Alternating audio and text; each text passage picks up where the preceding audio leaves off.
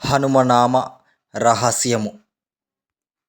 హనుమనామ శబ్దానికి అర్థము వాల్మీకి వాడుకలోని ఔచిత్యము చర్చించుకోవడానికి షోడశి రామాయణంలోని రహస్యాలను హనుమ నామానికి అర్థము తెలుపుతూ ఉన్నది. ఇది ఆంజనేయుడు జననీ జనకులకు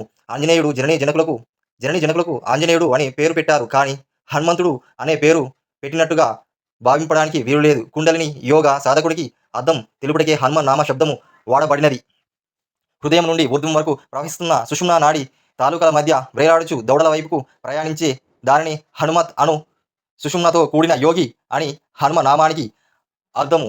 ఈ సమస్త అజ్ఞానాన్ని తొలగింపజేయువాడు అని హనుమంతుని నామానికి అర్థము. మరొకటి కూడా ఉంది. ప్రశస్తమైన జ్ఞానము కలవాడు హనుమంతుడు. హనుమ నామానికి గల అర్థాలు.